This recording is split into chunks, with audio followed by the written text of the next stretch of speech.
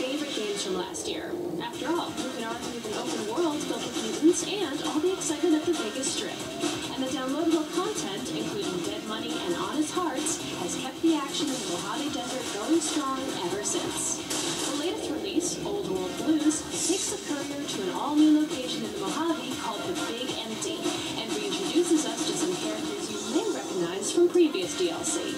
We went down to Burbank, California, where we chatted with our friends Jason Bergman of Bethesda and Chris Avalon of Obsidian about the new DLC. We even took part in a little voiceover recording action of our own. Are we being watched? For those of you that haven't played Fallout New Vegas, you're the courier, tasked with delivering a mysterious package. Long story short, we are left for dead in the desert after someone named Benny tries to kill you for it. The game centers around you trying to find out the why, the who, and what the heck this package is anyway.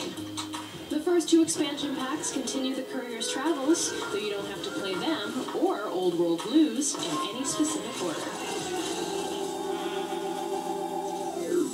Give me the storyline of the new DLC. Well, in DLC 3, Old World Blues, the player gets to go to a pre-war technological graveyard that's hidden in the Mojave Wasteland. And once they're there, they get to meet the caretakers of the facility that are running a great many experiments in the labs and on a player character.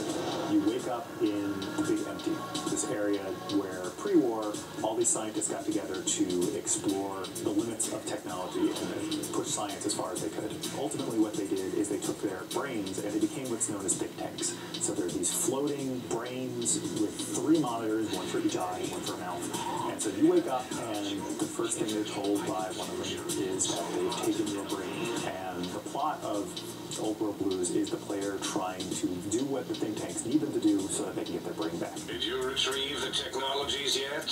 We need them, as I have indicated. When you're searching through the Big Empty, do you get to keep any of the cool swag that you find, like brand new weapons or outfits, anything like that? You get to both build cool new weapons and anything that you actually find in the Big Empty you can take back to Mojave. As an example, you're given this sonic emitter pistol very early on in the DLC, but you could upgrade it and fix it over the course of the game and use it to disrupt force fields in the Big Empty and gain access to new labs, new locations, and get even more powerful items, so it's pretty cool. How would you describe the tone in this DLC? Dead Money was very, very dark. Honest Hearts, we were going for much more of a religious feel in some of the environments and the portrayal of the character struggles in that. Old World Blues brings much more of the dark humor back to Fallout, and this DLC was sort of capitalized on that. And you're placed in a very deadly situation. You're surrounded by a number of scientific terrors, but at the same time it's counterbalanced by some of the humor that you actually encounter in the DLC. A toaster is just a death ray with a smaller power supply. You'll be meeting lots of new human and non-human characters along the way. There's voices in the Big Empty. I want to talk to them. Lending his dulcet tones to the DLC is Roger Cross, an accomplished voice actor who has also had major screen time in TV shows like 24 and The L Word.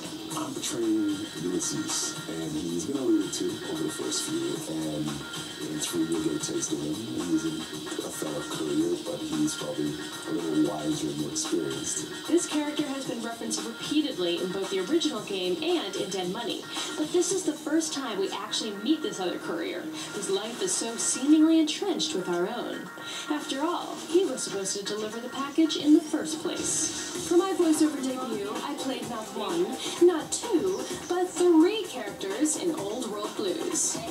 Listen for me warning you about health levels as a high-tech suit of armor. Stimpack reserves are active. Charming the pants off you as a pair of sexy light switches. Of course, Dr. Mobius's brain is so big already, we had a hard time measuring it. And finally, as the newly found voice of Christine, a member of the Brotherhood of Steel. You may have met her before in your travels, but she couldn't talk.